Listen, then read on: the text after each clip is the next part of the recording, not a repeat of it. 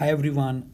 Now, normally I do not make travel videos, but in today's video, I want to share with you an exclusive trip that I recently made to a place where normally not many people go, not even people from Australia go there. And the name of that place is King Island. It is actually an island located between two islands, the mainland of Australia and the island of Tasmania. It is an island in the Bass Strait and it belongs to the Australian state of Tasmania. The population of this island is about 1600 people. That was the last calculated. And this island could actually connect Tasmania, the South Island, to the mainland island via bridge, which actually sunk way back 12,000 years back. So that bridge is no longer there. That is what I have read. Now, if you want to go to King Island from Tasmania, I could not go directly. I had to go via Melbourne. So I flew from Launceston to Melbourne and then from Melbourne to King Island. So this is the island that I visited. So the King Island is about 162 meters high in elevation. That island is a small island, but I will present you today some interesting things that I saw there, something probably that you will find interesting as well, and especially considering that only 1600 people live there. So I decided to go there to promote some maritime based courses and maritime safety, and also to encourage them to become seafarers. So, if for those of you who don't know much, King Island is an island which is famous for shipwrecks. So, today I went in the morning to the Launceston airport. The airport was pretty empty because my flight was early in the morning, and then I took a flight to Melbourne, and then there's another flight that you have to take from Melbourne to King Island, which is a smaller flight. It's Rex Airlines. You can see here, I've just highlighted that flight actually goes to King Island. It stops at King Island and then goes to another place in Tasmania, back in Tasmania. So it's Rex Airlines. It's a much smaller flight that you take. It's about a 17 or 18, 19 seater that you will take. I will show you later on in the video as well. And we had to wait for some time till we actually went to the gate to fly Rex Airlines. I wasn't expecting too many people to be flying to King Island, but I was surprised to see that the flight was pretty booked, especially because it's a 17 or a 19 seater plane. So I initially didn't see many people, but by the time the flight took off, lots of people had come. So we were asked to board a bus, and that bus actually took us to the plane. So from the gate, we boarded a bus, and you can see the Rex flights. So you can see how big they are. They are pretty much the planes that go there. They often go there. Actually, there's another airlines that goes there, that is Sharp Airlines. You can ship your goods there as well. So the pilot was standing in outside and welcoming us. She was a lady pilot, fantastic pilot actually. And we boarded the plane. You can see how small the plane is and the seats there. There's either two-seater or one-seater on one side. I was lucky enough to get the exit row with some extra leg room. The airlines actually upgraded me for no extra cost. And then we took off, and there was only one air hostess, but she did a great job giving us a safety briefing, also serving us drinks.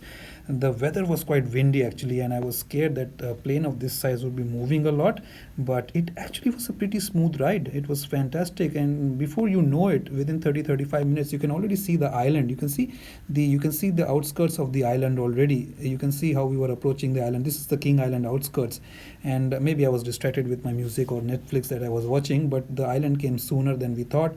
You can see this is the airport. It was very noisy. That's why I had to mute the noise in this video. As soon as the plane lands, because of the plane's engines, it's very noisy. But you can see a lot of people have landed here, and people come here to do all sorts of things. I was thinking that nobody comes here, but people were coming here to play a golf tournament. You can rent a car. You have to rent a car. There are no cabs that are used from the airport. So you can see it was a small airport. This is where you collect your bag. So you just walk up to the baggage collection counter, and you will see there is the bags are left there, and there is no escalator there, or not, what do you, baggage carousel there rather.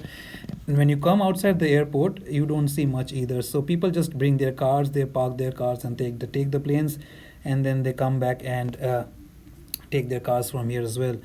We rented a car. Of course, we had to move along using a rented car. So we landed in King Island, but we landed at a place called Curry. So Curry is where the airport is. Curry is the largest town and actually the administrative center as well, which is situated on the west coast of the island. But our hotel was all the way to Narakupa, which is absolutely on the east coast. So the village of Narakupa is situated on the east coast, about 20 kilometers from Curry, and it is actually known for its beach and fishing, holiday accommodation, and some eateries. There's a sheltered barbecue area and public toilets on the foreshore as well. And Narakupa was actually the chief bulk fuel port and depot, and it was the site of a mineral sand deposit as well between 1968 to 77. But the attraction of Narakupa is the 100-year-old Narakupa jetty, a blowhole, and calmer weather actually that you find there for you enjoying the beach. But you know, the it takes us only about 20-25 minutes to go from Curry to Narakupa, and if you want to go from the south tip to the north tip, it will take you about 45 to 50 minutes of ride. That's what we were told. We didn't do exactly from the south tip to the north tip, but we did go from Curry to the north tip, and it's a beautiful drive. You can see it's all greenery here. You will see lots of wildlife as well, and there are houses here. Fantastic. People are normally farmers, and they are generational farmers. So we also passed through a school. This is the only school on that island. It's called the King Island District School. This is the school we visited actually to meet the kids. They have up to grade 10, and then for grade 11 and 12 they have to go somewhere else, either to the mainland of Australia, or they come to Tasmania to do 11 and 12. But the kids were fantastic. They were very smart, and very interactive, and we went and promoted our maritime safety courses there using the ship simulator, and we did the life jacket challenge, and all the students were participating. So it's a small school, but it's got all the facilities, mostly all the facilities that you would need to operate a school. So we came out of the school, and then the town or the city was very nearby here. There's not much to see in the town. There are some exclusive shops and a pub, a few restaurants here as well. So I drove the car along, and I just wanted to show you. So this is a pharmacy.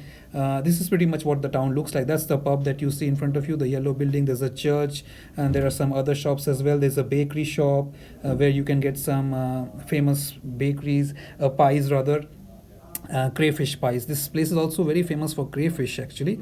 This is the IGA, or the local grocery store, and you pretty much get everything that you need to, except that it's a bit pricier. Later on I'll show you the price of some of the things as well. So you get your daily groceries, you get pretty much everything that you need. You get your cattle as well. So this place is very famous for farming and dairy. There's a very famous dairy farm here called the King Island Dairy Farm. I'll show that to you later as well in the video. There's a famous lighthouse as well that I will show later. So you can see I'm just showing you all the groceries that you can get. You can get frozen fresh groceries, you can get all the toiletries. So you can see is a comparison of a price. This packet of chips cost about $6.35, which is slightly higher than what you would get in other parts of Australia, because it's an island. This place is also known for its wind farm. So it's very famous for its wind farms as well. They use wind energy as well. So apart from shipwrecks, you have wind farms as well. The funny thing that you see here when you drive along is every time a car will pass, they will raise their finger like this, and you have to raise it back. It's just a form of greeting to show and say hello. So this is the accommodation. Our accommodation was right on the beach. The weather was a bit windy that day. It was a bit cloudy as well, with a little bit of drizzle, but it was beautiful. It was beautiful. You can see how close we are to the beach, and you could just go out to the beach absolutely at the doorstep. There was one more couple living next door to us, and you can see beautiful greenery, beautiful trees along as well. I'll show you the inside of the accommodation as well. So this is what the inside looked like. We were in a 2-bedroom apartment, or rather a house. So this was one of the bedrooms, and this is the second bedroom. One of the bedrooms was slightly bigger, of course, and then you had one toilet and one shower, separated, of course. So you could use the shower and you could use the toilet separately. There's also a kitchen space. We had a microwave, fridge, TV, whatever you need was there. A dishwasher, seating arrangements was there as well. And there was a self check-in, so there was a place where the key was kept. We had to take the key, lock it, and then put the key back outside when we were checking out. This is what the place looks like. You can see it was a bit windy, so I'm just showing you around. There's so much greenery. There were some houses close to us as well, but beautiful part of Tasmania. This was a hotel that we went to, a very famous hotel as well, and you can see there's a golf course here. So many people come here to play golf. They have golf courses, so they have a golf tournament going on. That's why it was a bit busy. And then inside this, there's a restaurant. So this is a golf course, and this is the restaurant. Nice meals as well. We had meals are slightly expensive, but nice enough. And you can see the beach here as well. A beautiful place to just walk around, look at the golf course, enjoy the golf course, enjoy the beach as well. And the food was, this is what I had. I had some octopus and some prawn ravioli. You can see a lot of cattle as well. So you will see lots of sheep and lamb and cows and horses. Later on, I will show you that people come on horses to the pub as well. These are some of the prices of the land and the house that you see.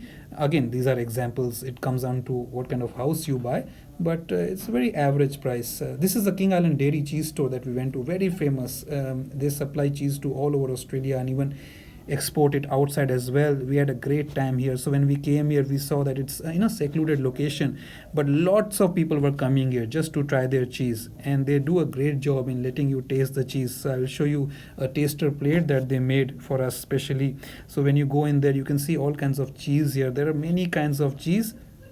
There are other things that you can buy as well. You can buy a cutting board or other kind of fun stuff as well. And you can see this is a cheese. There's a smaller size and there is a bigger size as well. So it's not that you can only have to buy a big size.